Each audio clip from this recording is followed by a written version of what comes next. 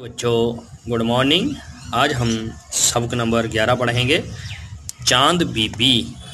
आज हम चांद बीबी के बारे में पढ़ेंगे, चांद बीबी की बहादुरी के बारे में भी, उसकी बहादुरी और उसने जो अपने रियाया के लिए जो अच्छे काम किए, आवाम के लिए जो भलाई के काम किए, उसकी वजह से चांद बीबी को आज भी याद किया जाता है।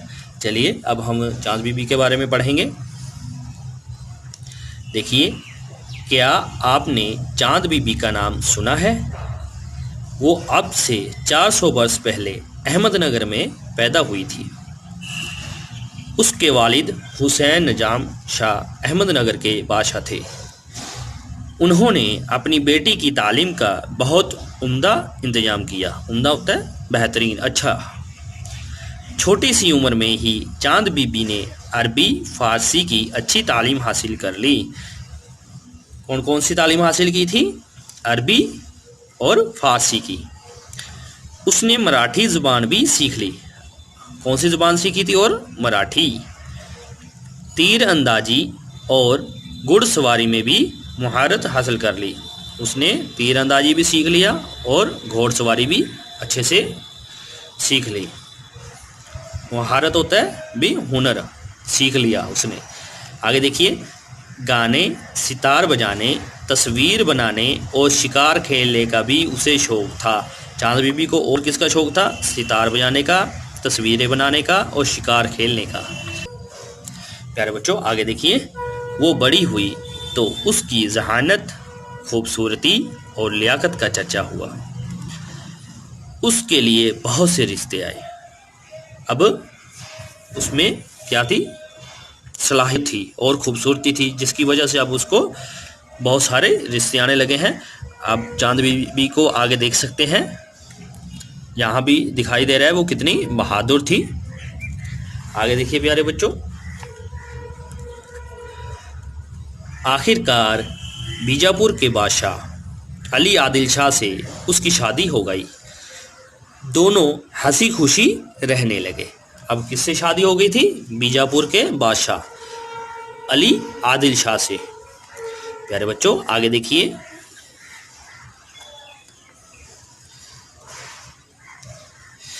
चांद बीबी सल्तनत के कामों में भी शोहर का हाथ बटाने लगी। अब क्या करने लगी? जो सल्तनत के काम थे, अपने हस्बैंड का जो काम था उसमें हाथ बटाने लगी। आगे देखिए, वो बीजापुर के लोगों से उनकी ज़ुबान कन्नड़ में बातें करती। अब जो बीजापुर के रहने वाले लोग थे उनसे उनकी भाषा में ही बातें करने लगी। कौन सी भाषा थी? कन्नड़। उनके दुख दर्द में शरीक होती। अब जो उनका कोई दुख आता या तकलीफ होती उसमें जाके शामिल होती थी, पूछती थी। बीजापुर के लोग भी उसे दिल से चाहते थे। अगर कोई बादशाह बीच में जाएगा तो लोग उसे ज़्यादा पसंद करते हैं। अब लोग भी उनको चाहने लगे थे और उसकी बहुत इज्जत करते थे। अब उनकी इज्जत करने लगे थे। आगे देखिए प्यारे बच्चों, शादी के 16 वर्ष बाद 1580 में चांद बीबी के शोहर का इंतकाल हो गया। अब उनके शोहर का इंतकाल कब हुआ? 1580 में।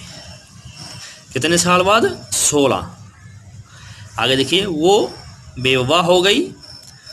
उसका दिल टूट गया। अब क्या? उसका दिल टूट गया, मगर उसने हिम्मत और सब्र से काम लिया। अब उसने हिम्मत से काम लिया और सब्र से, और अपनी ज़िंदगी को लोगों की खिदमत के लिए वक्फ कर दिया। भी वक्फ कर देना भी लगा दिया, लोगों की भलाई के लिए। आगे देखिए, चांद बीबी के कोई औलाद नहीं थी, इसलिए उसने अपने शोहर के कमसिन भतीजे को तख्त पर बिठा दिया और खुद हुकूमत की देखभाल की जिम्मेदारी कबूल की। अब उसके कोई औलाद नहीं थी, कोई बच्चा नहीं था, इसलिए उसने अपने शोहर के कमसिन, अब उसके भतीजे को तख्त पर बिठा दिया और सारा जो काम था वो खुद देखती थी। आगे देखिए, चांद बीबी ने रियाया की भलाई के बहुत से काम किए। अब रियाया की भलाई, जो रियाया होता है अवाम, लोगों की भलाई के लिए बहुत से अच्छे काम किए। उसने कुएं खुदवाए, तालाब, सड़कें और इमारतें बनवाई।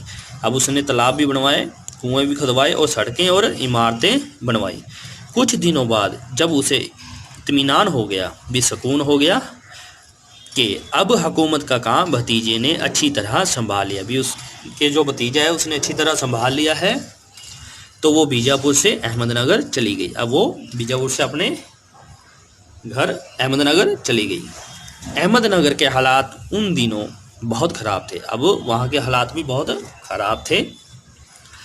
आपसी झगड़े की वजह से सल्तनत कमज़ोर हो चुकी थी, भी वो आपस में ही लड़ते रहते थे, जिसकी वजह से वो कमज़ोर हो गए थे।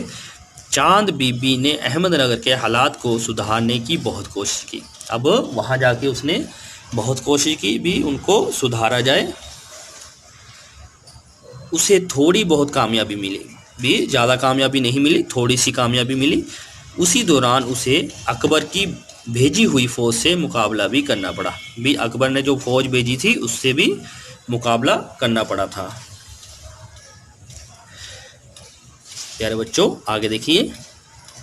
दूसरी मर्तबा जब मुग़ल फ़ौज अहमदनगर पहुंची तो चांद बीबी ने मुग़ल बादशाह से सुलह करने का फ़ैसला किया।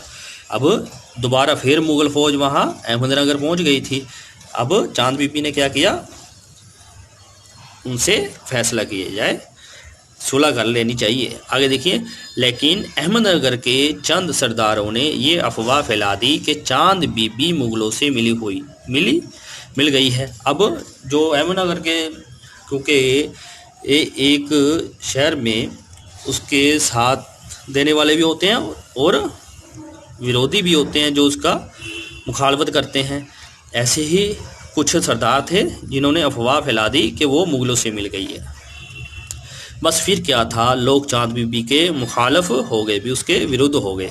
साजिश करने वाले सरदारों ने मौका पाकर भी उन्होंने, अब माहौल अफरा तफरी का हो गया था, भी चांद बीबी मुग़लों से मिल गई है, इसलिए लोग गुस्से हो गए थे। अब उन्होंने जो उसके मुखालफत थे, विरोधी थे, उन्होंने मौका पाकर चांद बीबी को गिरफ्तार कर लिया। अब उनको चांद बीबी को गिरफ्तार कर लिया और कत्ल कर दिया। पहले गिरफ्तार किया और फिर उसको कत्ल कर दिया। इस तरह अहमदनगर में मुग़लों का कब्जा हो गया। अब किसका कब्जा हो गया? मुग़लों का। इस नेक दिल खातून की शहादत के बाद लोगों को अंदाज़ा हुआ कि उसे अपने वतन से कितनी मोहब्बत थी। अब इससे अंदाज़ा होने लगा उसके शहादत ये वतन के लिए कुर्बान हो गई। उसके बाद उसकी पता चला कि वो अपने वतन से कितनी मोहब्बत करती थी। वो जब तक ज़िंदा रही वतन की खिदमत करती रही और आखिरकार वतन ही की खातिर उसकी जान भी गई। वो मर गई लेकिन उसका नाम आज भी ज़िंदा है। वो देखो, उसने इतने अच्छे काम किए, भलाई के काम किए, वो और बहादुर भी थी, जिसकी वजह से लोग आज भी उसको याद करते हैं। प्यारे बच्चों आगे देखिए। अब हम इसके अल्फाज मायने पढ़ेंगे। मुहारत, हुनरमंदी, किसी काम में माहिर होना। जहानत, समझबूझ। लियाकत, सलाहियत। चर्चा, शोहरत। हाथ बटाना, मदद करना या मिलकर काम करना। दिल टूटना, मायूस होना। आगे देखिए प्यारे बच्चों। वक़्फ़ करना, लगा देना या ख़ास कर देना। राया, अवाम। सल्तनत, हुकूमत। सुलह, मुआहिदा या दोस्ती। शहादत, किसी फ़र्ज के लिए जान देना। प्यारे बच्चों आगे सवालात के जवाब देखने के लिए इसका पार्ट 2 देखें। अगर आपको ये वीडियो अच्छी लगी तो मेरे चैनल को सब्सक्राइब ज़रूर करें और बेल का बटन ज़रूर दबाएं ताकि अगली वीडियो का नोटिफिकेशन आपको आसानी से मिल सके। शुक्रिया।